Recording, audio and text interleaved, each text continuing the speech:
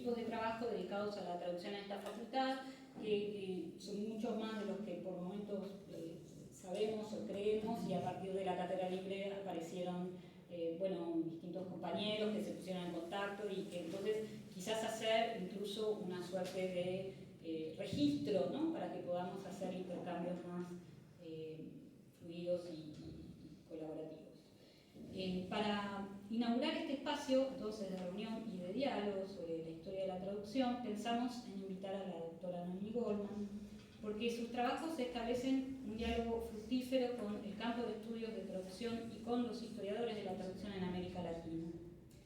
Por lo demás, para dar inicio a un ciclo sobre historia de la traducción, nos pareció que ningún tema era más pertinente que el de la mítica traducción del contrato social, cuyo valor fundacional, para citar a Patricia Wilson, que es quien nos formó, hace de ella una, cito, traducción productora de discursividad sobre la que volvemos siempre como un hito. Noemí Goldman, la voy a presentar ahora, es doctora en Historia por la Universidad de París I, Panteón Sorbona, es profesora titular de Historia Argentina en la Facultad de Filosofía y Letras de la Universidad de Buenos Aires e investigadora principal del CONICET en el Instituto Rabiniani, que es UBA CONICET, que dirige. Noemí es la directora del Instituto Rabiniani. Co-coordina el programa de Historia Argentina del siglo XIX. Recibió el primer premio nacional en 2018 en la especialidad Ensayo Histórico, producción por el ciclo entiendo de producción 2013-2016, por su obra Mariano Moreno, de reformista a insurgente, que es la biografía de Moreno. Fue distinguida por el Ministerio de Educación de Francia con el título honorífico Chevalier dans l'ordre de Palme Académique en 2019. Presidió la Asociación Argentina de Investigadores en Historia, ASAI. Fue coordinadora en Argentina del proyecto transnacional de Historia comparada a los conceptos políticos y sociales iberoamericanos, Iberconceptos, y continúa con la dirección de un grupo de trabajo sobre traducción y transferencias conceptuales en Iberoamérica, siglos XVIII y XIX. Su área de investigación es la historia de la cultura política y de los lenguajes políticos en Argentina del siglo XIX. Actualmente se ocupa de la historia comparada de las traducciones y transferencias conceptuales en Iberoamérica en torno al debate sobre la crisis de los imperios y las formas de gobierno en los siglos XVIII y XIX. Voy a enumerar algunas de sus principales y más recientes publicaciones. Noemí Goldman es compiladora de Historia de la Universidad de Buenos Aires, el tomo 1 de 1821 a 1881, que salió por Eudeva en 2022. Junto con Georges Lomné, ¿cierto?, coordinaste Los lenguajes de la República, Historia conceptual y traducción en Iberoamérica, siglos XVIII y XIX, que va a salir por Casa de Velázquez, está en prensa. Recientemente también publicó Traducción y transferencias conceptuales en tiempos de revolución en Hispanoamérica, algunas consideraciones a través de los prólogos, en el volumen coordinado por Aurelia Valero, Historia Intelectual y Traducción, que podríamos quizás discutir en este espacio algún día el libro en su conjunto, porque es muy interesante. En la editorial Prometeo fue editora del volumen Lenguaje y Política, Conceptos Políticos Clave en el Río de la Plata, entre 1780 y 1870. Esto también es del 2021. En un libro coordinado por Gabriel Entín, Uso en Iberoamérica, fue autora de ¿Fue Moreno el traductor del contrato social? Nuevas consideraciones sobre traducción y circulación en América. En 2016 publicó Mariano Moreno, La reformista insurgente, por el que recibió el premio que mencioné, en la editorial Edasa, en una colección de biografías históricas, y participó en la edición y fue autora de los volúmenes 1 y 2 del Diccionario Político y Social del Mundo Iberoamericano, publicado por el Centro de Estudios Políticos y Constitucionales en 2009, y fue especialmente editora del volumen 10 sobre soberanía. Bueno, y como directora y editora realizó Lenguaje y Revolución, Conceptos Políticos Clave en el Río de la Plata, 1780-1850. Esto es una reedición de 2010. En principio, las publicaciones, digamos, principales serían estas. Dirige y dirigió numerosos proyectos. Actual es Lenguaje y Política, Representaciones, Conceptos y Discurso Político en el Río de la Plata, en Argentina, 1770-1880. Bueno, le voy a dar la palabra a Noemí Gol, y a quien agradezco que haya aceptado inaugurar la cátedra con su conferencia. Y luego de la exposición vamos a abrir, como suele hacerse, un espacio para las preguntas, la discusión. Y bueno, muchas gracias, Noemí. Bueno, buenas tardes a todos y todos. Al contrario, muchas gracias a vos, Alejandrina Falcón, y a todo el equipo por esta invitación. Me siento honrada de inaugurar esta cátedra y la verdad, sinceramente, celebro mucho la creación de la cátedra y la apertura de este espacio de diálogo, porque efectivamente creo que lo necesitamos y es importante tener espacios interdisciplinarios de encuentro. No solamente muchos de nosotros seguramente nos leemos, pero tenemos a veces poco o nos sentamos a discutir con mucha menos frecuencia, y es muy importante por lo tanto crear espacios interdisciplinarios y transdisciplinarios en nuestra querida facultad para poder dialogar, y no solamente dialogar, sino poder emprender proyectos conjuntos. Bueno, hoy voy a exponerles algunas consideraciones generales sobre traducción y circulación del contrato social de Rousseau en Iberoamérica, en particular sobre la primera y única traducción conocida hasta el presente realizada en América del contrato social de Rousseau. Esta traducción, la que se le atribuye a Mariano Moreno, quien fue efectivamente el impulsor y editor de la traducción en Buenos Aires, y pensada para América, no solo para el Río de la Plata, estuvo envuelta desde su aparición en una serie de, misteriosa vida, o misteriosa historia, porque a lo largo de y en el curso de la producción historiográfica sobre la historia intelectual y los fundamentos de la soberanía del pueblo, que surge en 1810, la autoría de esta traducción se convirtió en un gran enigma y fue objeto de muchas o de variadas conjeturas y también de confusiones. Entonces, lo que yo quisiera en esta exposición es presentarles algunos de estos, algunos momentos cruciales de esta enigmática historia, y algunos, avances, nuevas evidencias e hipótesis para poder acercarnos a su traductor, sin que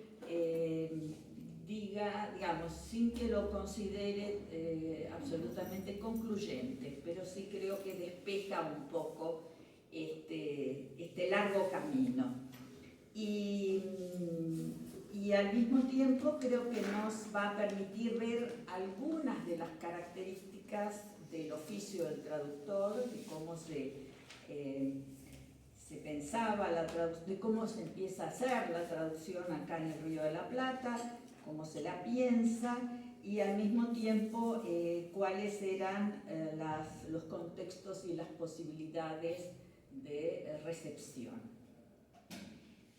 Antes de empezar, quiero señalar o nombrar algunas de las traducciones que circularon entre 1810 y 1822 para que ustedes se puedan ubicar en parte en el contexto bibliográfico. Las traducciones realizadas en el Río de la Plata no son numerosas, era un momento muy inicial de producción de textos políticos, propiamente políticos, pero sí fueron muy polémicas, digamos, sí despertaron mucha disputa en la prensa en torno a estas traducciones, sus propuestas, y al mismo tiempo algunas de ellas entraron en controversias más serias porque o trataban cuestiones religiosas o habían eliminado los temas religiosos para no producir conflictos. Una cuestión importante a señalar es que en 1811 se establece la libertad de prensa en el Río de la Plata. Esa libertad de prensa lo que establece es la libertad para publicar textos de índole política, sin censura previa, pero no así textos de carácter religioso, que debían pasar por una censura previa de las autoridades eclesiásticas. Esto es importante tenerlo en cuenta porque es a partir justamente de 1810 que se crea el primer periódico político, donde se empieza a desarrollar una pedagogía política y a hablar de cuestiones políticas. Una de esas cuestiones centrales va a ser el debate que se inicia sobre las formas de gobierno, la cuestión de la libertad de imprenta, sus alcances y límites. Y es dentro de este contexto novedoso que va a aparecer en 1810 la primera traducción, que es la del Contrato Social de Rousseau. No hay duda que el Contrato Social de Rousseau fue un texto de referencia indudable para fundar el principio de la soberanía del pueblo en Mariano Moreno. No en general, porque el principio de la soberanía del pueblo, que presupone la existencia de un único pueblo soberano, va a ser una de las versiones de la soberanía del pueblo. Hay otra versión que es la de la retroversión de la soberanía, que deriva del derecho natural y de gente, y esta versión que estaba también en la neoescolástica española es la que va a utilizar la Junta para constituirse como tal en un momento de acefalía de la autoridad monárquica. Estas dos versiones van a empezar a circular en 1810. Ahora, lo interesante en el caso de Mariano Moreno es que en sus célebres discursos de noviembre y diciembre de 1810 en la Gaceta, él utiliza las dos versiones porque se refiere a pueblos en plural, pero al mismo tiempo sostiene que la soberanía es única e indivisible, y parafrasea a Rousseau para afirmar el principio de la soberanía del pueblo y el derecho a la emancipación. Eso en ese momento era una gran novedad. Pero claro, al mismo tiempo, esta concepción que la podemos ubicar, la de Rousseau, que está dentro de la constelación del derecho natural, pero en su versión más radical, la podemos considerar no solamente que surge de las evidencias, sino que fue muy clara las reacciones negativas por parte de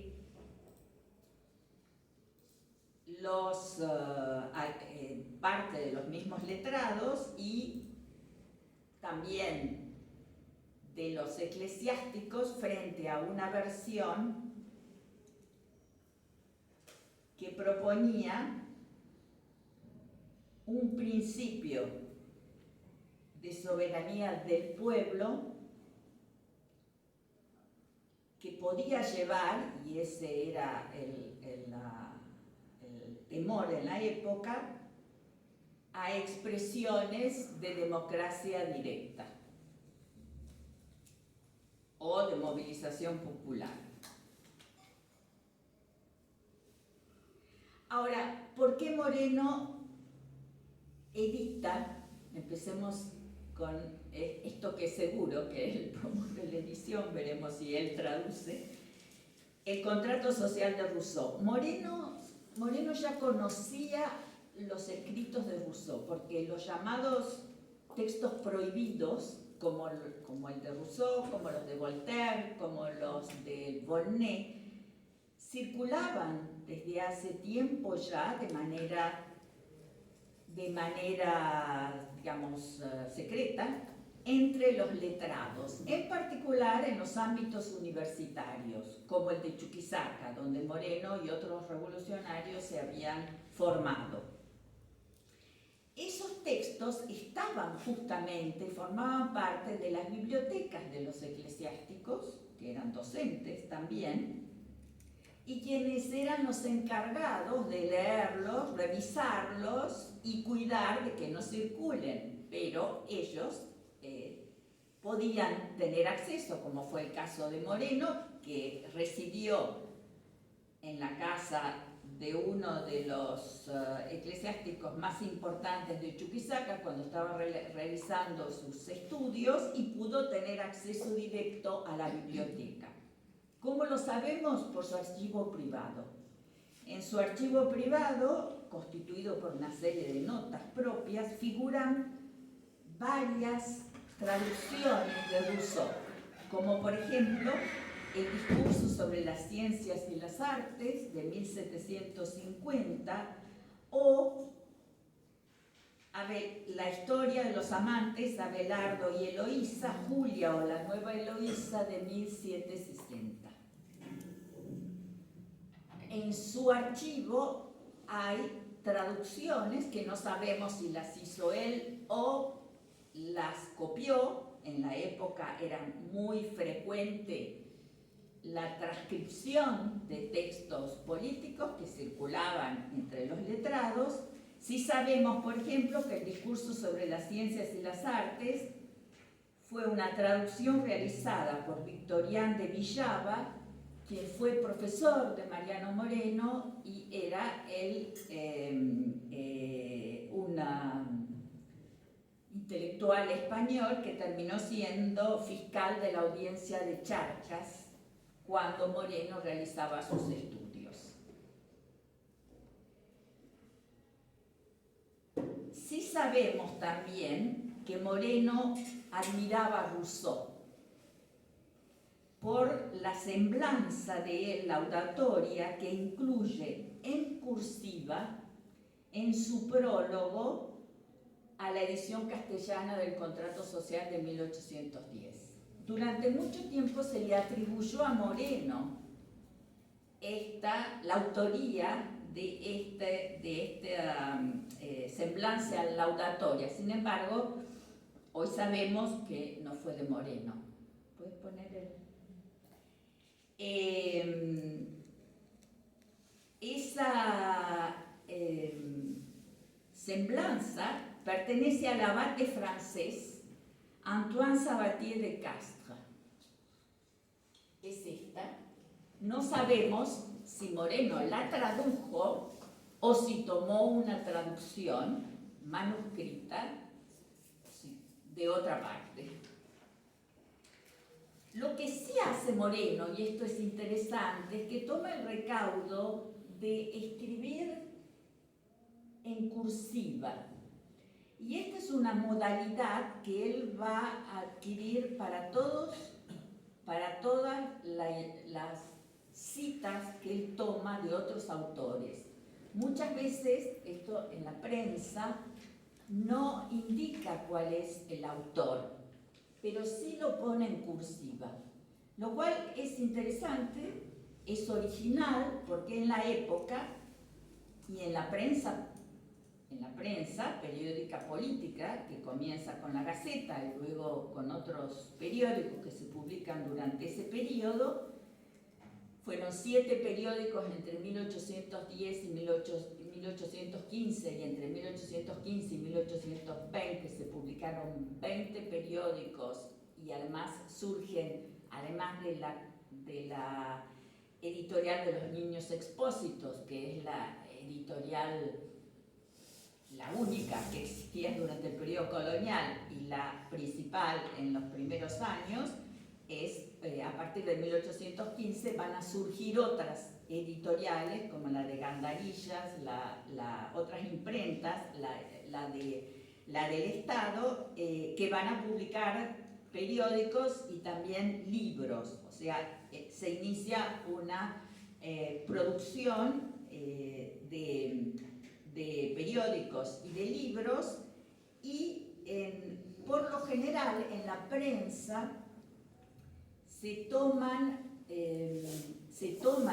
de textos que circulaban, ya sea en francés, en inglés o en traducciones ya realizadas en España, citas que se incorporan al nuevo texto sin mención de autoría, y muchas veces se incorporan sin siquiera distinguirlas entre comillados o cursivas.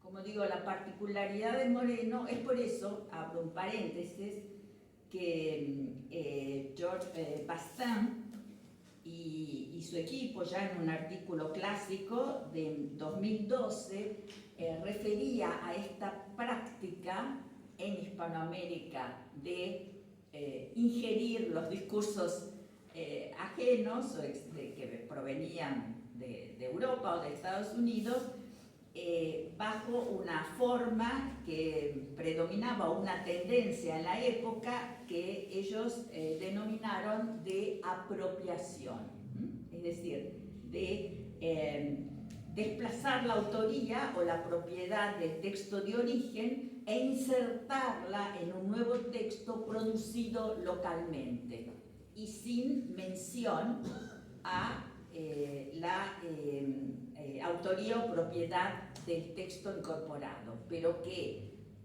es fácil reconocerlos en una lectura bien atenta, o no es difícil si uno conoce los textos originales que estaban circulando, no es difícil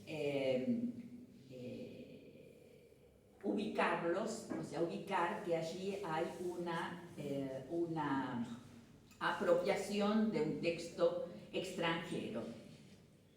Vuelvo a insistir, en el caso de Moreno, curiosamente, y esto es interesante, cuando no era su propia reflexión, cuando no surgía de sus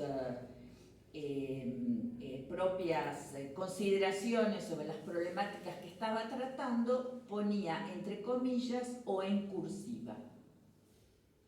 Al mismo tiempo, Moreno anuncia la publicación del contrato social en el Río de la Plata, en Buenos Aires, como una reimpresión. Y castellaniza al mismo tiempo a Rousseau y pone Rousseau. En lugar de Jean-Jacques Rousseau, pone Juan Jacobo Rosso. Bien. Retengamos estas dos cuestiones porque forman parte del enigma. Al mismo tiempo, él, en su advertencia o prólogo, dice de que este es el primer libro que él publica y que piensa publicar otros libros. O sea, anuncia la publicación futura de otros textos vinculados con estas cuestiones, o sea, libros de política, que se están convirtiendo, se han convertido en el catecismo de los pueblos libres. y con un arrojo verdaderamente temerario para la época, porque en 1810 no se declara la independencia y apenas empieza a llamarse lo que comienza como un movimiento de autonomía, la Feliz Revolución, pero tampoco la podemos considerar como la llamamos hoy, la Revolución de Mayo, porque no hay ruptura del lazo colonial. Con un arrojo verdaderamente temerario, él dice y temerario para una sociedad estamental de castas y corporativa, como era todavía la sociedad porteña en ese momento, él dice: todas las clases, todas las edades, todas las condiciones participarán del gran beneficio que trajo a la tierra este libro inmortal.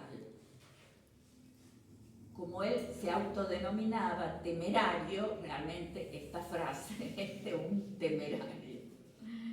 Sin embargo, en un gesto de autocensura, afirma también que suprime el penúltimo capítulo, el capítulo 8 de la cuarta parte, sobre de la religión civil, porque considera que esos pasajes que tratan sobre la religión son el producto de un autor, Jean-Jacques Rousseau, que él dice, desgraciadamente, deliró en materias religiosas. Las razones de esta supresión deben, por cierto, buscarse en la expectativa de recepción del contrato social en el marco de una cultura católica, como lo era toda la cultura común del mundo hispánico. Por otra parte, él no está pensando solo en el Río de la Plata, él habla de América. Y solicita la edición al imprentero de 200 ejemplares para distribuirlos para la enseñanza de los americanos en las escuelas, pero más allá está pensando en su distribución también por todo el territorio. Sabemos también que el contrato social en la edición de Mariano Moreno llegó hasta México, o sea que tuvo una importante difusión por toda América hispana. ¿Cómo se edita el contrato? En diciembre de ese año, o sea, de 1810, se publica con pie de imprenta de la Real Imprenta de Niños Expósitos la primera parte, o sea, se edita en 2 libritos, en 2 tomitos. El primero tiene 92 páginas, se llama Del Contrato Social y contiene los libros 1 y 2 completos y partes del 3. La división en libros y en capítulos corresponde al original en francés. ¿Cuál fue la edición Princeps? La edición de 1762. Pero esta traducción no se basó en la edición de 1762 de Rousseau, sino en la de 1782, y ya vamos a ver por qué. Sabemos que de esta primera edición se publicaron 200 ejemplares.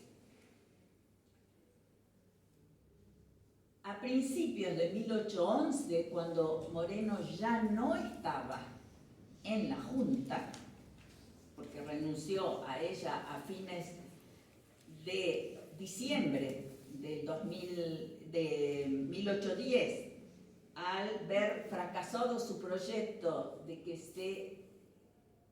se constituya un Congreso General para decidir sobre la suerte futura de América,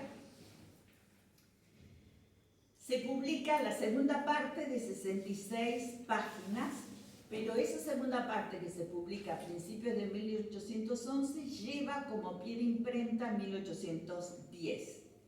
Y esta parte contiene los capítulos 8 a 18 del libro 3 y los capítulos 8 a 18 del libro 4. Se suprime, como dije, el último capítulo que se refiere a la religión y también el penúltimo capítulo y el último capítulo, el 9, que se intitula Conclusión y que consta solamente de un solo párrafo.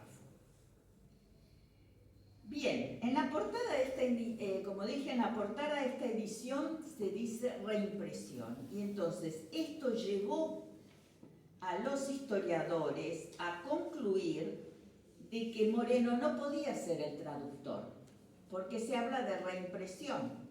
Por lo tanto, había que buscar, que investigar para saber cuál era el modelo, la versión previa en español en la cual Moreno se había tomado, puesto que habla de reimpresión y no de una primera edición.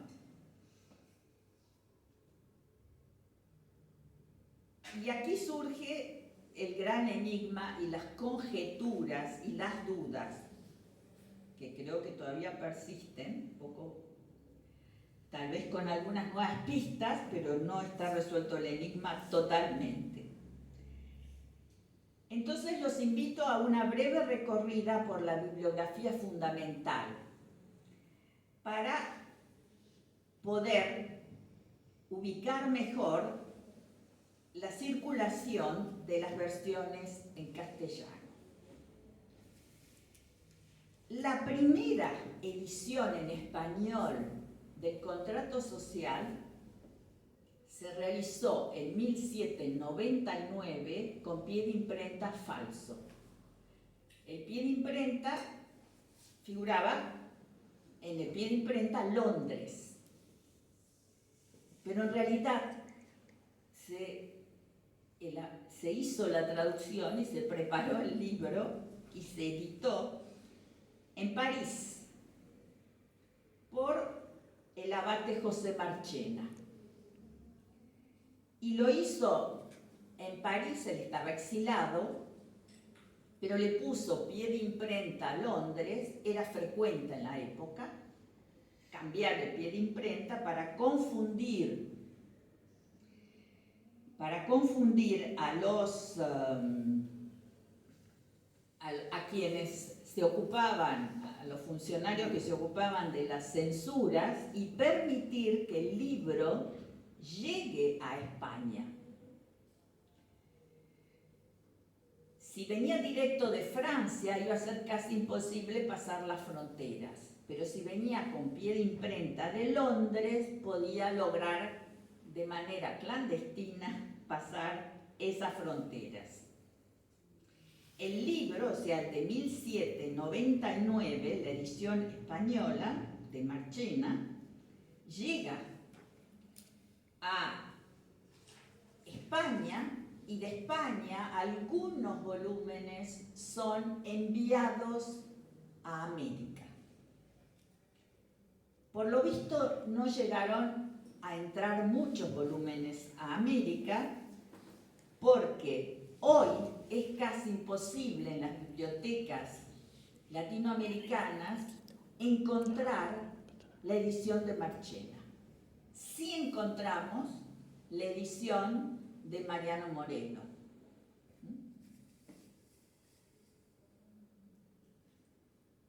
Segundo, Levene sostiene en un libro publicado en 1958, Levene, el historiador, Ricardo Levene, argentino, en un libro publicado en 1958 donde reproduce una versión facsimilar de la edición de 1799, repito, la primera edición en español, Levene observa que esa versión es diferente a la de Mariano Moreno.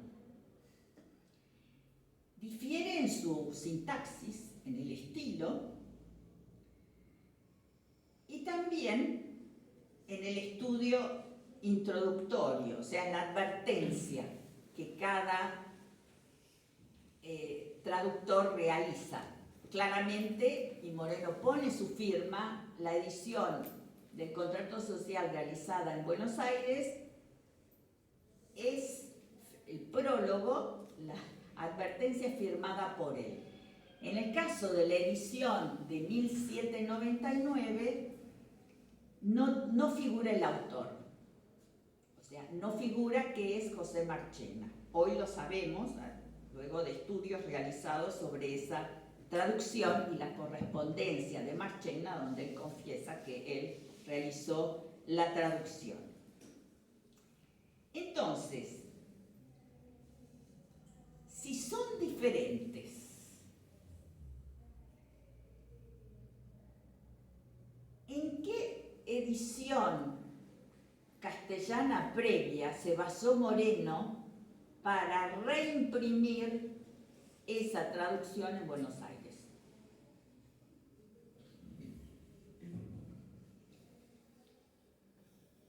O la otra pregunta que surge es, tal vez se basó en un manuscrito inédito que circulaban en la época y no en otra edición. Por otra parte, surge una conjetura, y es que Moreno se habría basado en una edición en español perdida, el eslabón perdido, en ese momento, pero que podía aparecer en cualquier momento, en cualquier librería, en cualquier biblioteca o colección. Y que esa edición castellana perdida, dice Levene, podría haber tenido, según información que él recibió luego de consultar a historiadores españoles, franceses y norteamericanos, podría haber sido una edición que uno de esos historiadores le comenta haber escuchado o haber visto, con pie de imprenta Charleston, o sea, de Carolina del Sur, en 1800, pero de la cual no se conocía en ese momento, mediados del siglo pasado, ningún ejemplar.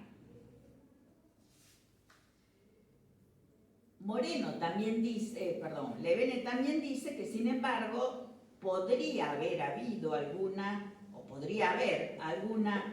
edición, como dije, manuscrita previa de origen latinoamericano, como puede ser una edición realizada en Venezuela. Bien,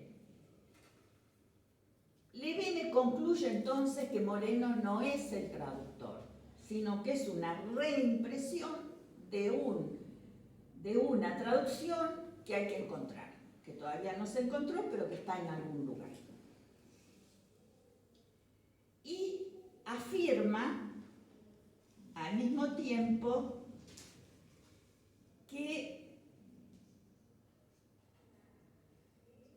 le llama la atención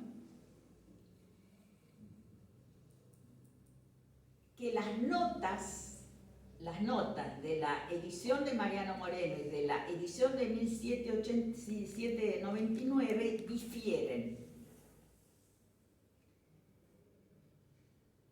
Y entonces, con más razón, dice esto, la edición de Moreno, la traducción atribuida a Moreno, al diferir no solo en la sintaxis, sino al mismo tiempo en las notas,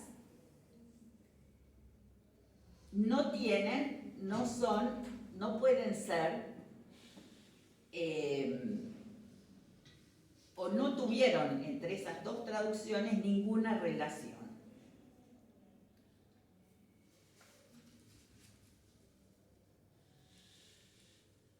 Bien, pero Moreno, aunque afirma esto, duda también. Duda. Y dice que hay elementos comunes entre las dos traducciones. Dice, especialmente la comparación de los textos deja ver la semejanza, sin embargo, de los mismos, razón por la cual tengo mis dudas. Y considero que debe intensificarse la investigación hasta dar con otro texto castellano del contrato social anterior a 1810. Si es que existe, deja abierta la puerta. Bien, si nosotros nos detenemos en las opiniones de los contemporáneos de Moreno, veremos que ellos le atribuyen la traducción a Moreno. Cito nada más dos casos.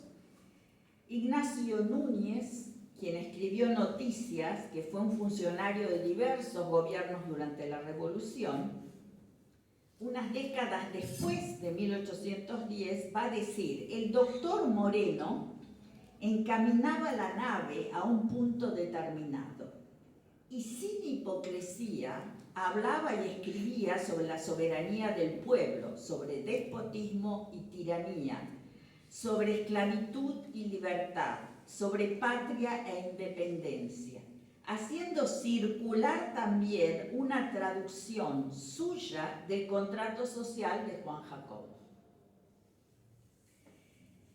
Tomás Manuel de Anchorena, quien en 1810 integraba el Cabildo de Buenos Aires, refiere en una carta a Juan Manuel de Rosas, carta privada, en 1846, lo siguiente: no sé si alguno habrá leído alguna obra de política moderna, ni sé que hubiera otra que el Pacto Social por Rousseau, traducido al castellano por el famoso señor don Mariano Moreno, cuya obra solo puede servir para disolver los pueblos y formarse de ellos grandes conjuntos de locos furiosos y de bribones.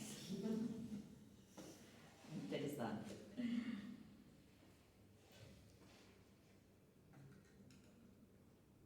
Durante la época de Rosa, entre paréntesis, Moreno estuvo bastante olvidado, según su hermano. Bien, la historiadora francesa Lucienne Domer, que se especializó en ilustración española del siglo XVIII, se abocó al estudio justamente también en el siglo pasado de la circulación del contrato social de 1799 en España, y hizo un muy meduloso y sistemático análisis sobre toda la vinculación, la documentación vinculada a la edición y circulación de la traducción de 1799, y aporta una serie de datos bien interesantes y novedosos sobre la relación de esta con Mariano Moreno. Va a decir ella justamente que la edición de 1799, la primera edición, tiene un pie de imprenta falso. Y dice también que esto es frecuente en la época. O sea que hay que dudar de los pies de imprenta o tratar de verificarlos. También dice que tanto la primera edición como la segunda, hubo dos ediciones de la traducción de 1799, se habían impreso las dos en París, no en Londres. De igual modo, Domer duda del pie de imprenta de la supuesta edición de Charleston en torno a 1800, al señalar que esa llamada edición, el eslabón perdido de Charleston, podría haber sido la misma edición castellana de José Marchena de 1799 o una posterior editada en América del Sur, aunque hoy sabemos, y esto es por ahora definitivo, que la primera edición en esta región fue la de Moreno. No hay otra edición.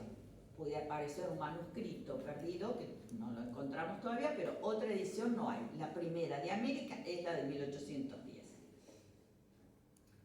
Más aún, en una carta confidencial de diciembre de 1799, Marchena le informa al librero Goss de Bayona que todavía tenía 250 ejemplares del contrato de los 500 impresos en París, no en Londres, y que quería destinar 150 ejemplares a América. No sabemos cuántos llegaron, lo que sí sabemos que hoy es rarísima esa edición, la circulación de esa edición acá. Cuando digo acá me refiero en América, en Latinoamérica.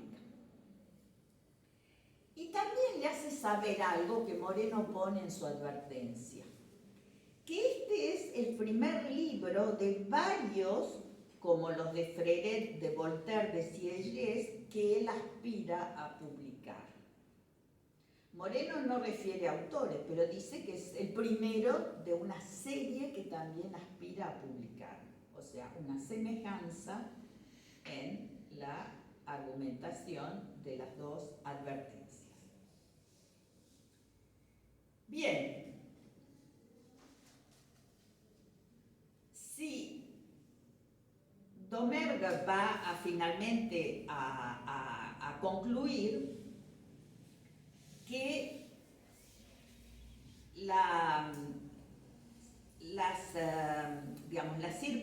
lo que circula en España es la edición de 1799 y que esa edición es la que pasó a América en algún momento, y también considera que la edición de Buenos Aires, digamos, de que si hay una edición previa a la de Buenos Aires es la de 1799, no hay otra. Ni hay ninguna edición entre la de 1799 y la de 1810. Es decir, que nunca existió otra edición castellana perdida. Por lo tanto, o Moreno se basó en un manuscrito, este sí perdido o no encontrado hasta ahora, o realizó una nueva traducción. Entonces, cuando yo inicié en el marco de la biografía, retomé el tema, porque este tema está dentro de mis intereses de muchos años, pero cuando lo retomé para escribir la biografía sobre Mariano Moreno, realicé una búsqueda en las principales bibliotecas, como les dije, latinoamericanas, desde México para abajo, para ver si encontraba el eslabón perdido, y solamente estaba la edición de Mariano Moreno de 1810. Por lo tanto, me centré en esa edición, tomé la edición de 1799 y traté de avanzar un poco en ver las semejanzas y diferencias. ¿Por qué? Porque teniendo en cuenta lo cuidadoso que era Mariano Moreno con los textos ajenos cuando ponía entre cursivas, esos textos de los cuales él se apropiaba, pero poniendo una distancia, nuevamente teníamos que preguntarnos por qué colocó en la portada de su edición reimpreso en Buenos Aires. ¿Por qué reimpreso en Buenos Aires?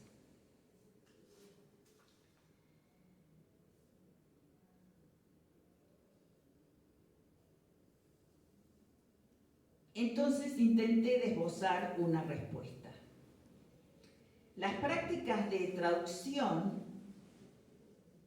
en la época, si la vemos desde una perspectiva histórica, están lejos de ser una actividad transparente. Las variadas manipulaciones sobre los textos originales, sabemos, eran muy frecuentes en la época. Y eran pensadas como formas legítimas de apropiación para adaptar las obras no solo a la nueva lengua, sino también al nuevo contexto cultural que las recibía.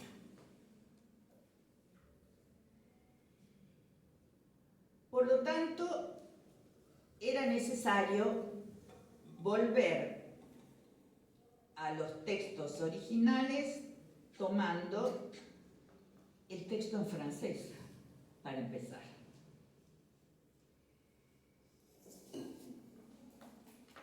Supuse entonces, o imaginé una hipótesis de trabajo, y es que Moreno sí conoció la edición de 1799, por eso habla de reimpresión, con la ventaja de que esa edición no tenía nombre de traductor, o sea, podía ser usada. Pero al mismo tiempo, Moreno habría trabajado directamente con el original en francés. ¿Por qué esta suposición? Esto surge en primer lugar de la comparación entre ambas traducciones, retomando el camino realizado por Leven y por Domert, o sea, la de 1799 y la de 1810. Ambas se basan, como dije, en una edición posterior del contrato social de Rousseau, no en la de 1762, en la original, sino en la de posterior a 1782. Moreno ya había fallecido, pero Rousseau, me corrijo nuevamente, Rousseau ya había fallecido, pero Rousseau dejó notas para que en ediciones posteriores se mejore la edición Princeps de 1762. O sea, la edición del contrato social a partir en francés de 1782 tiene otras notas y correcciones. Lo que observé es que ambas ediciones en castellano se basan en una edición posterior a 1782. Ambas incluyen las nuevas notas incorporadas a la edición original en francés a partir de 1782, digo a partir de 1782 porque hubo muchas ediciones posteriores,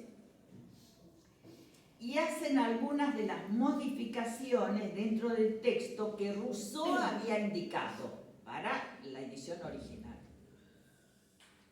y que fueron por primera vez incorporadas en la edición preparada por Moltú y Dupeyrou, que se publican en 1782. Y las ediciones del contrato social a partir de 1782 no se basan en la edición Princeps, sino en esta modificada de 1782.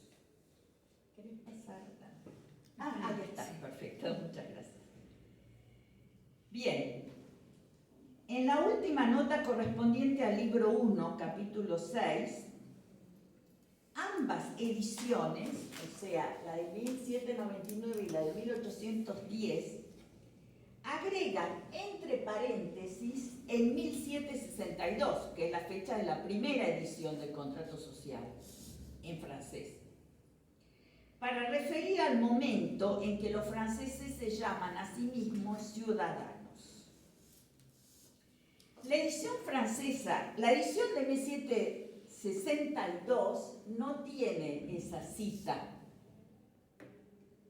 Y la de 1782 la tiene, pero no tiene entre paréntesis la fecha de 1762. Esto podría parecer una cosa muy menor, pero es tremendamente revelador, porque muestra que la inclusión de esa fecha, que no figura en las ediciones posteriores a 1782, sí están en las dos ediciones en castellano. O sea, esta coincidencia me llevó a pensar que Moreno sí conocía la edición castellana de 1799 y que posiblemente tomó de ahí esa nota porque le agregó en paréntesis 1762. Es exactamente la misma. Por otra parte, la división en párrafos de la edición de 1810 es más literal, o sea, la de Moreno, y más acorde a las ediciones francesas. La de 1799 tiene algunos cambios en la organización y la división de los párrafos. También pudo haber considerado Moreno, como dije, que al no llevar la primera edición de 1799 el nombre del traductor, bien podía él apropiarse de ella, de la de 1799, adaptándola, pero al mismo tiempo indicando que era una reimpresión y no una traducción propia, o sea, una reimpresión previa de una traducción española para otorgarle mayor legitimidad. Él sabía que era extremadamente peligroso o temerario, en sus términos, publicar una traducción propia del contrato social. Lo cierto es que la primera edición americana del contrato estaba para Moreno no destinada solo a Buenos Aires ni al Río de la Plata, sino que esperaba que pudiese instruir y difundirse en toda América. Y lo logró, porque llegó a México y en México salió un edicto en 1803 y otro en 1823 prohibiendo la difusión del contrato social en la traducción de Mariano Moreno. Las reacciones también fueron,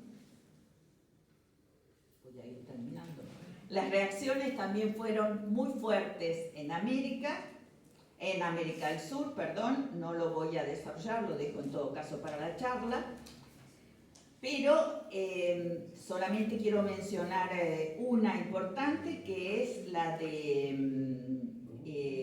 un texto que además mereció un extenso fascículo de Juan José Matralla y Ricci, que fue un religioso franciscano a quien el arzobispo de Chuquisaca le pide que haga un informe, y el informe sobre la edición del contrato social de Moreno, lo interesante, es un informe de 155 páginas, o sea, un libro, pero lo interesante de este informe, que se llama Crítica imparcial al contrato o pacto social de Juan Jacobo Rousseau y al prólogo que le precede, impreso en Buenos Aires en el año 1810, le otorga un espacio muy amplio al prólogo. Es decir, esto para ver digamos, la naturaleza y como diría Pierre Bourdieu, el poder sobre el poder que ejerce el libro, en este caso considerado un libro impío o hereje, como el de Rousseau, porque Matralla va a concluir en su crítica de la siguiente manera: este es, amigo mío, le dice al arzobispo, mi sentir, a ver, ¿puedes ponerlo? A ver, mi sentir sobre el prólogo que precede al contrato social, y de que si le parece que ha acertado en la censura, podrá valerse para persuadir a cualquiera que la intención del editor, o sea, de Moreno, en traducir, imprimir y escudar con su falaz recomendación el libro Contrato Social, es aún más execrable que el mismo libro. Gracias.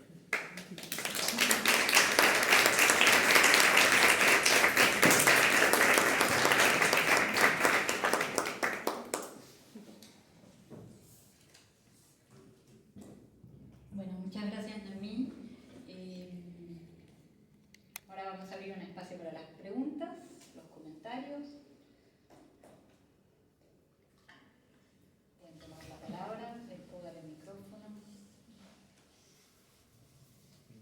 Yo me preguntaba dos cosas a mí.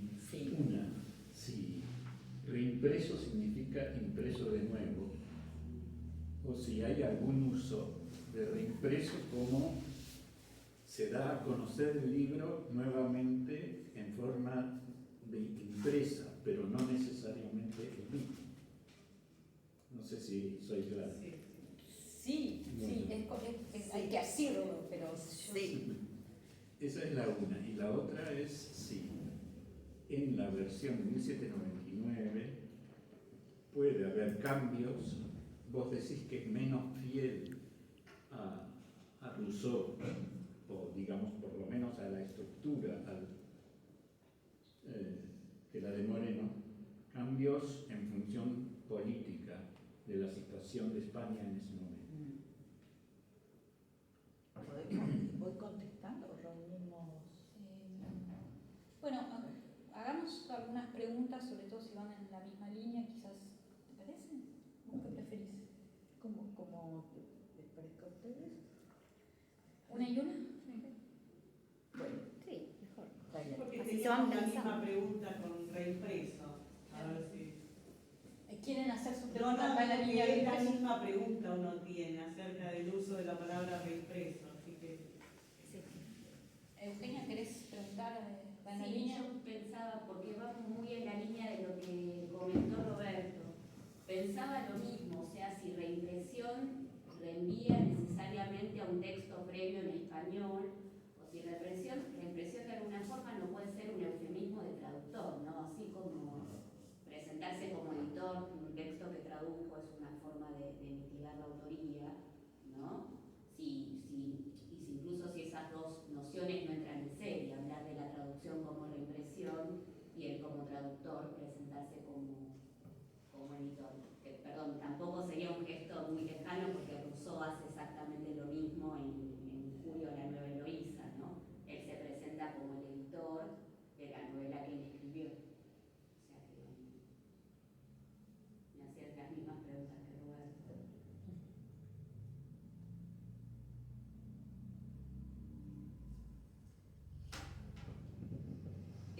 Sí, yo creo que no, hay cierta ambigüedad, no está claro el sentido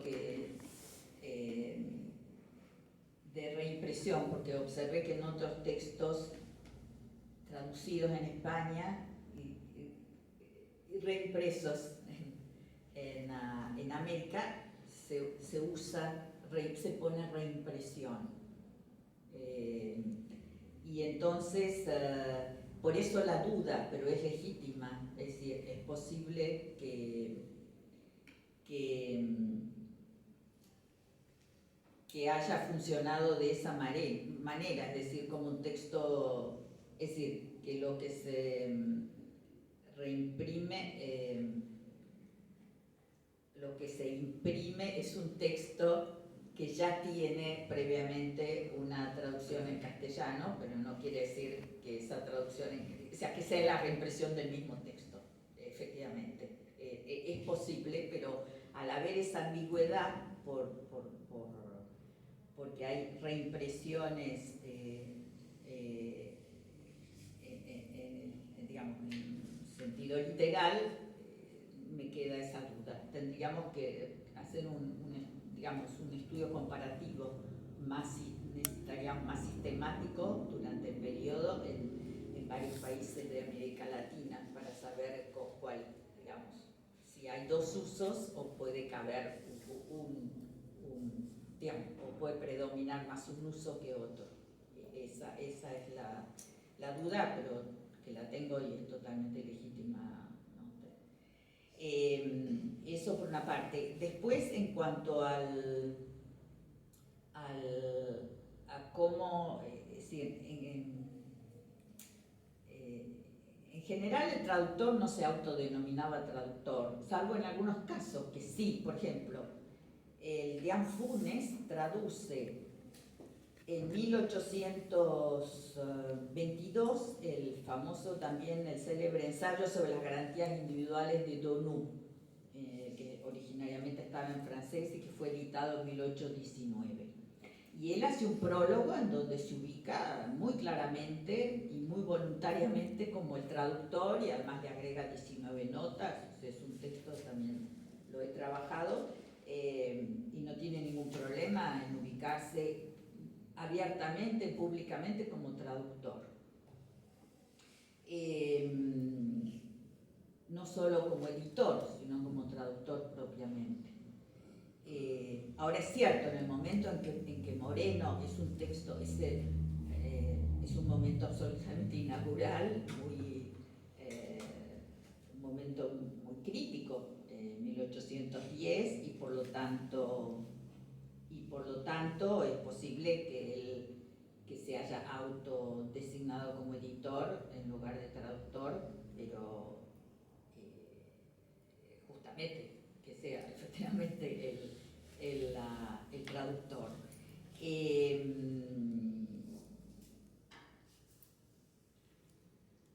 La duda, sin embargo, en parte persiste porque es decir, por ejemplo, hay un texto muy emblemático que es el de las ruinas o meditación sobre las revoluciones de los imperios, un texto también considerado por la Inquisición como un texto, o sea, fue prohibido, un texto revolucionario en 1791, y ese texto, hay una versión casi completa de ese texto en el archivo privado de Mariano Moreno, o sea, una traducción, o sea, que presumiblemente la hizo él. Digo presumiblemente porque pudo haber sido un manuscrito.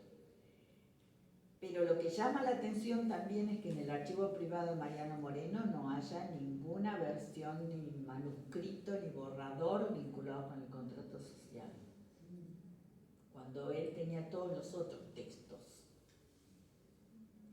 Entonces, bueno, uno puede presuponer que le dio el manuscrito a la imprenta y que lo perdió, pero de todas maneras es raro. Pero digamos, tenemos con eso un problema importante, es que el archivo privado de Mariano Moreno sigue siendo privado, salvo una parte del archivo que nos fue ofrecido por una de las propietarias y que está digitalizado en nuestra página web del instituto. Pero es una parte, es la tercera parte de ese archivo. De todas maneras, hay un catálogo sobre ese archivo y no hay ninguna referencia ni ningún fragmento vinculado con el contrato social, ¿no? Es curioso, o sea, eso se perdió. Pero sí en los documentos personales que vos trabajás. En la Gaceta. No, en la Gaceta, hay una suerte de, hablas de papeles privados. En los papeles privados. Lo que aparece que él sí tiene una práctica de la traducción. De la práctica de la traducción sí, porque no, es una absolutamente. Importante para de la práctica de la traducción sí, de práctica de traducción sí, porque tiene muchos, y en la Gaceta de Buenos Aires hay muchas referencias a textos traducidos, cuyos autores, como digo, los marca con cursiva, o a veces los nombra, Filanger y otros, pero no hay, o sea, el contrato social claramente forma parte y parafrasea el contrato social en sus famosos artículos de noviembre y de diciembre, pero en su archivo privado no hay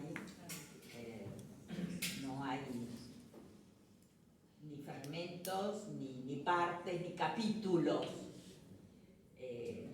Esos fragmentos forman parte, los papeles privados son sus borradores, sus notas. Entonces, bueno. Entonces, hay un archivo privado que no es de acceso, o sea, al que vos no pudiste tener acceso y allí podría haber información. No, a ver, no, el archivo privado fue gran parte de ese archivo está publicado, pero no todo. Con lo cual hay un catálogo y tampoco en ese catálogo hay mención al contrato social.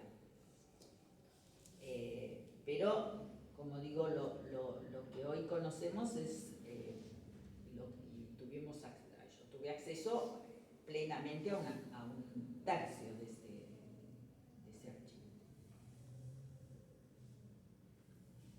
Te quería preguntar, Noemí, vos planteás en tus artículos que la cuestión de las redes conceptuales, como eso que le da historicidad a las prácticas de la traducción, creo que un poco en relación a lo que preguntaba Roberto en segundo lugar, que era en ese cotejo entre la edición de 1799 y la de 1810, hay algo de esas redes conceptuales, hay una variación en términos de, digamos, cómo se traduce esas redes conceptuales entre, digamos, lo que sería la traducción de Mariano Moreno y la versión española. Sí, y me hicieron una pregunta vinculada con eso. Cuando yo señalé que había cambios en algunos de los párrafos, que la traducción de Mariano Moreno es más literal, ¿no?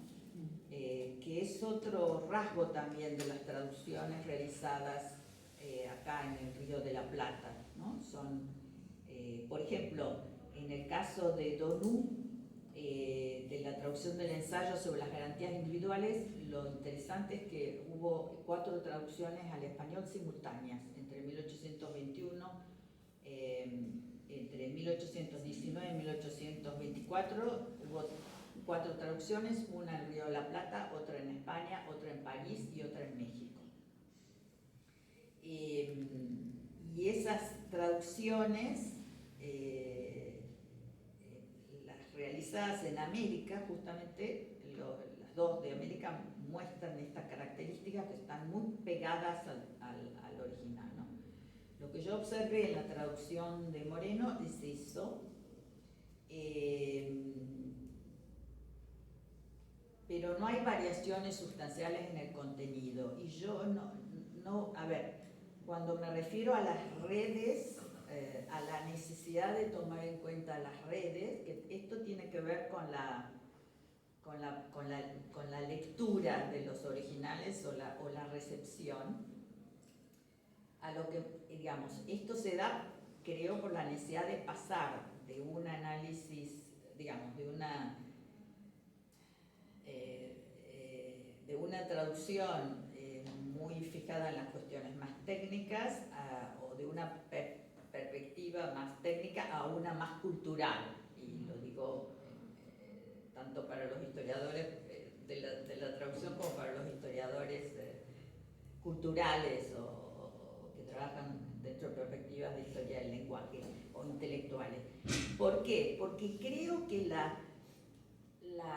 y esto en el sentido que lo toma Bastian, la recepción de una traducción es una nueva interpretación, una nueva lectura, que puede, digamos, que puede atravesar el texto, pero también que suele aparecer mucho en los prólogos y en las notas, y en la organización de la traducción, en lo que queda, en lo que se elimina, digamos, en la selección de los... que también eso era muy libre en la época, es decir, podían eliminar la mitad de la obra y considerarla y presentarla como con el mismo título de la obra original, sin problemas. Ahora, me parece que para poder entender cómo se realiza, o sea, cómo se selecciona y cómo se retraduce una obra, digamos, es necesario conocer o tener un mapa, una aproximación a las redes conceptuales de la época, a cómo funcionaban las redes conceptuales en ese periodo. Digamos, a cómo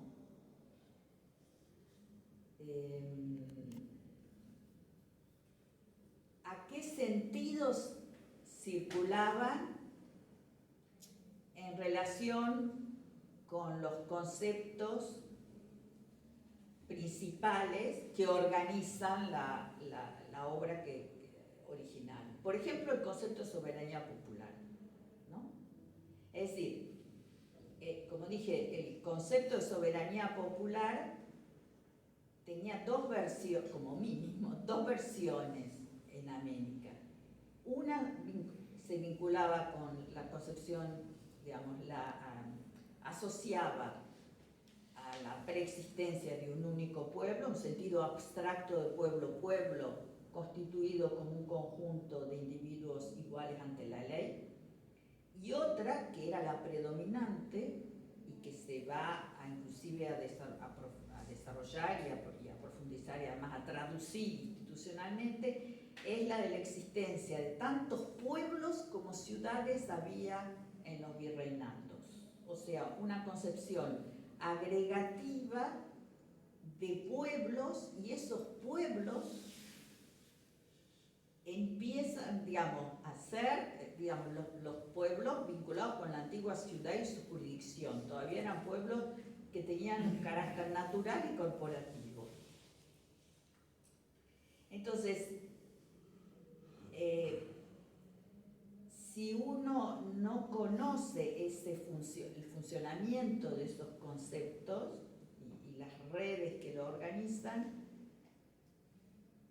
es decir, uno puede quedar, entre comillas, digamos, o puede considerar de que para entender la traducción, es decir, claro, si uno toma el contrato social de Rousseau y ve las traducciones, piensa en el concepto de soberanía abstracta y el concepto de pueblo que circulaba, de soberanía que circulaba durante la Revolución Francesa.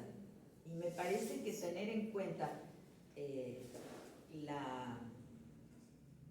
las formas o las redes conceptuales o las redes propiamente semánticas de circulación de esos conceptos particulares en el ámbito local, digamos, permite ver con mayor claridad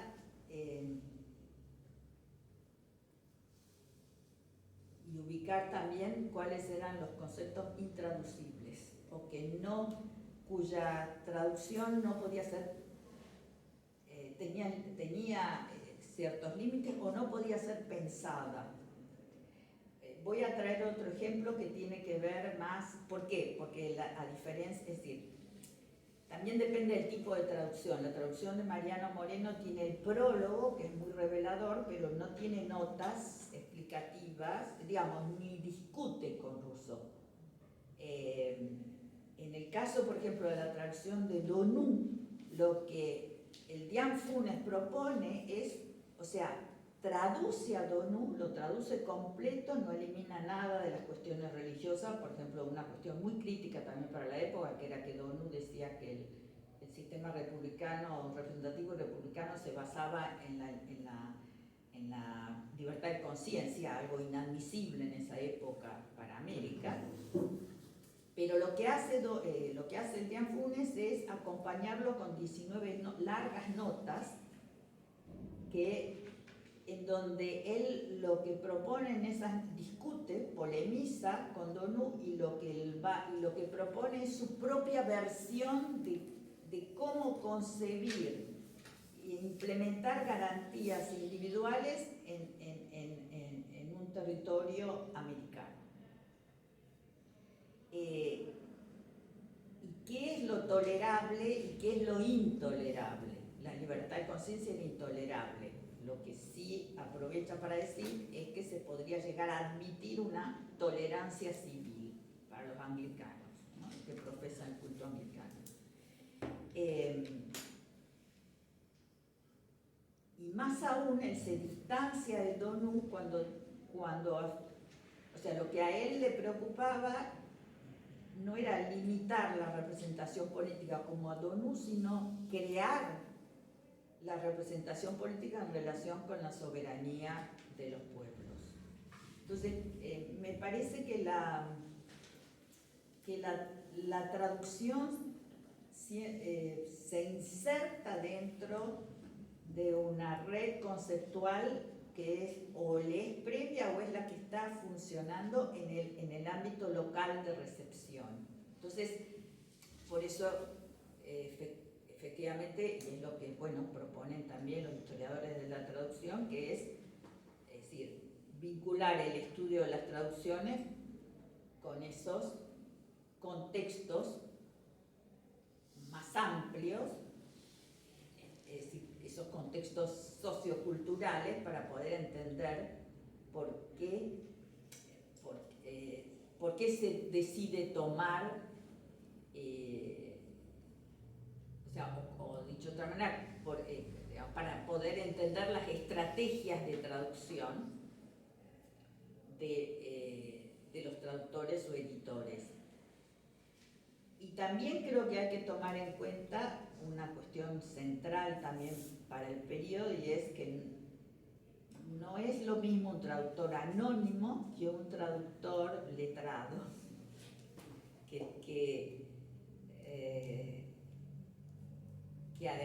que pone un prólogo, una advertencia o notas, y que quiere,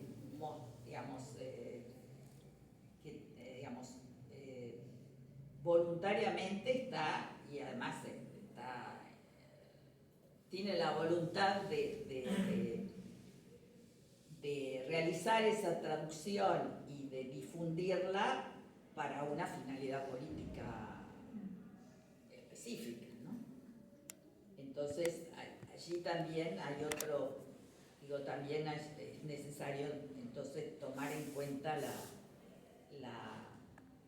es decir, la impronta en la traducción de esa voluntad política. No se está diciendo algo sobre las elecciones que el traductor realiza, ¿no? No sé si contesté.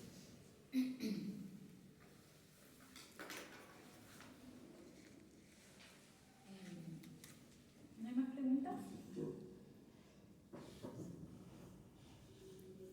Bueno, yo te voy a hacer una última pregunta. En realidad quería comentarte, esto es un comentario que hoy estaba escuchando en una conferencia en la Casa Velázquez y me pareció muy interesante porque viene un poco como preludio para preguntarte por tu proyecto.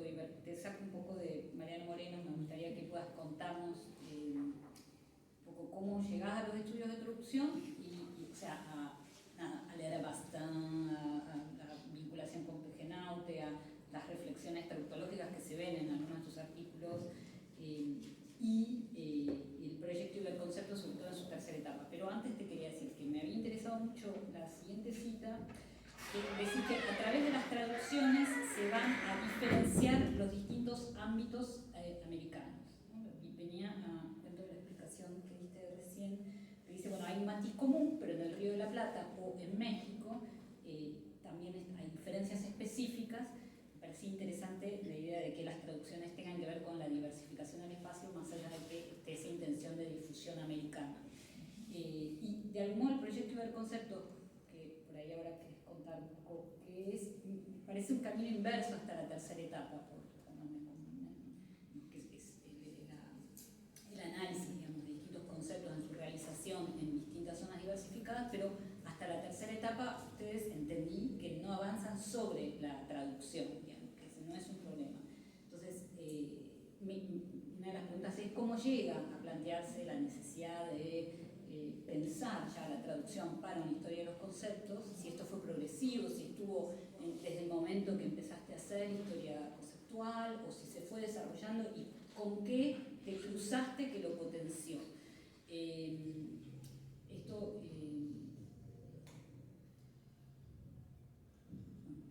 y algo más para que cuentes más de tu trabajo, pero bueno, no me acuerdo cuál era la segunda parte. Esto me parece que es algo que puede aportar el proyecto Iberconcepto.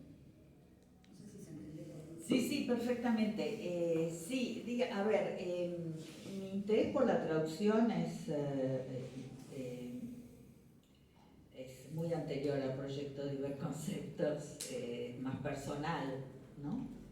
Y tiene que ver con los inicios de mi carrera académica, digamos, mis intereses intelectuales, porque mi tesis la hice en Francia, o sea, estaba manejando dos lenguas, el español y el francés, y trabajé sobre Mariano Moreno al principio, y los discursos de la Revolución de Mayo. Entonces, en ese momento ya, digamos, y me formé, con Jacques Guillaume, que es uno de los grandes especialistas, uno de los pioneros en historia de la lexicología política y de los análisis del discurso durante la Revolución Francesa. Entonces allí, digamos, por un lado me puse en contacto, justamente, estaba en contacto con dos lenguas, por lo tanto tenía que traducir,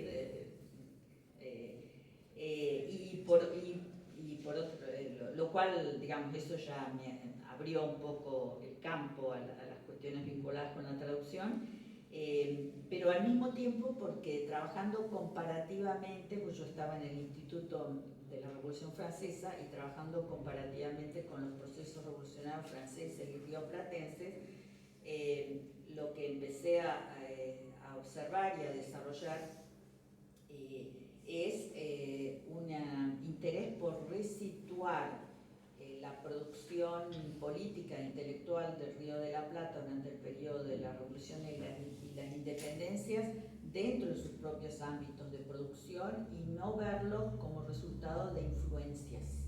Entonces empecé a desplazar la cuestión de las influencias hacia el estudio de las condiciones políticas e intelectuales propias que permitieron el desarrollo de determinadas concepciones y ver, entonces, después tomar una perspectiva comparada, pero correrme un poco de esa larga tradición de la influencia del pensamiento de tal en tal, que me parecía que llevaba a una recepción totalmente pasiva por parte de los agentes locales y a la presuposición de que los modelos de que hay modelos que llegaban de manera, que eran modelos cerrados, perfectos, modelos sin fisuras y que eran modelos cuya comprensión, es decir, que no requerían de comprensión sino de imitación por parte de los sujetos locales, que generalmente terminaban fracasando. Era una de las explicaciones, después, esa fue una de las explicaciones por las cuales dijeron, bueno, en América Latina todos los proyectos constitucionales fracasaron porque no entendían. Como era traducción, no entendían. Entonces, bueno, ahí empecé por lo tanto, la traducción empezó digamos, las problemáticas de la traducción empezó a estar presente y cada vez a ser más fuerte como problemática, que se fue paulatinamente alimentando con la lectura y me fui cada vez más interesando en la producción de los historiadores de la traducción, que permitían y que daban elementos para pensar esto, cómo entender, o sea, cómo pensar la historia de la traducción. Entonces, digamos, que fue como una confluencia entre historia de los lenguajes, historia intelectual e historia de la traducción. Es decir, luego, con mi equipo nos incorporamos al proyecto Diverconceptos cuando ya estábamos, yo había regresado de Francia, bueno, ya estaba en el instituto y empezamos a trabajar colectivamente en un proyecto sobre historia de los conceptos políticos en el Río de la Plata. Y coincidió eso con la creación de la red y proyecto Hiperconceptos, así que nos incorporamos a la red y empezamos a trabajar paralelamente. Y allí, justamente lo que observábamos, y eso colectivamente en el marco del proyecto Hiperconcepto es un proyecto iberoamericano que fue conformado por gran parte de los países de América Latina, España y Portugal, para hacer dos diccionarios comparados de historia. Trabajamos en una serie de conceptos políticos que consideramos fundamentales que fueron sistemáticamente estudiados en cada uno de los espacios, y cada uno de esos conceptos, en total fueron 20, tiene una, editamos 2 volúmenes y cada uno de esos conceptos tiene un análisis transversal, o sea, un estudio comparado del funcionamiento en 3 niveles, el léxico, el semántico y el retórico, de la evolución de esos conceptos entre 1850 y 1870. Ahora, lo que veíamos era, es decir, lo que pudimos observar a lo largo de ese proyecto, que llevó 10 años y de sucesivas reuniones para discutir nuestros avances en la investigación, es que había muchas semejanzas, pero también importantes diferencias en el desarrollo y evolución y manifestación de esos conceptos, porque había distintas temporalidades y características particulares, específicas, que tenían que ver con la formación de los territorios, con las características de sus grupos, con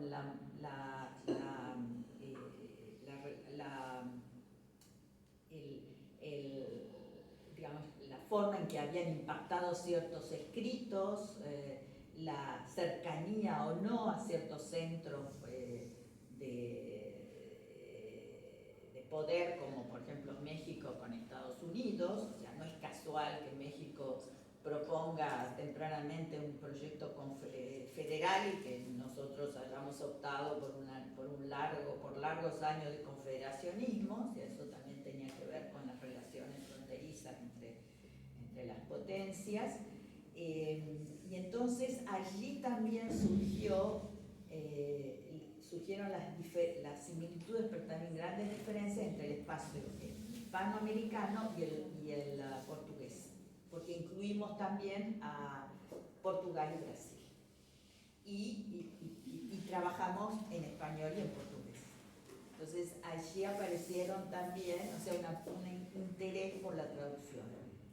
Y apareció otra cuestión muy importante, y es que que era necesario incorporar en un estudio de la evolución de los conceptos políticos en el ámbito iberoamericano, el mestizaje y la interculturalidad, y la relación entre la lengua española y las lenguas indígenas, consideradas durante el periodo colonial como lenguas generales, no como dialectos o lenguas subsidiarias, todo lo contrario.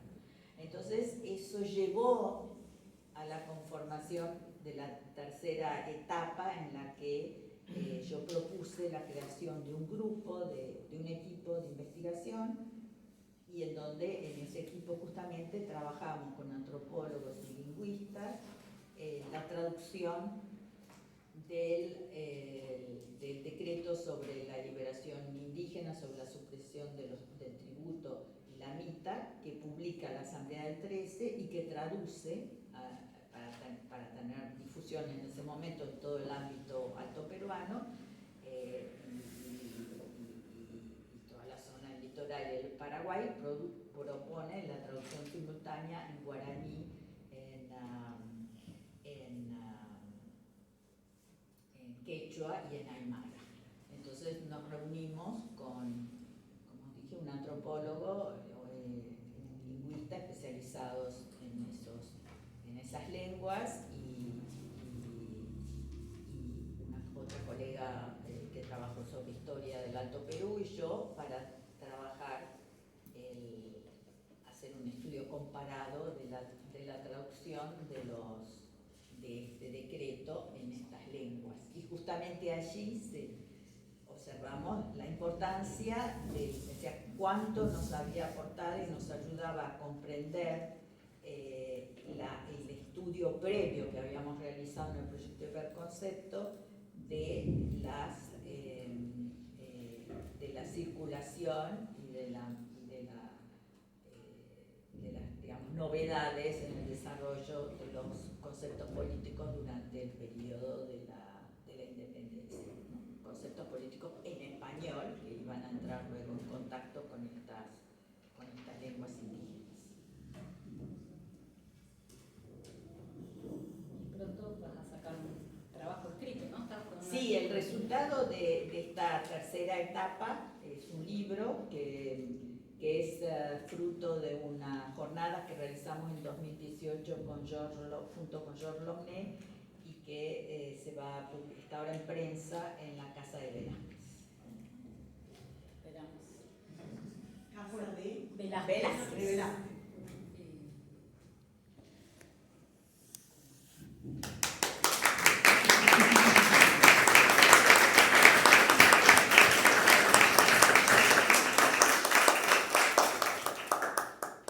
Bueno, muchas gracias, Nami, por tu presencia. Me agradezco. Gracias a ustedes.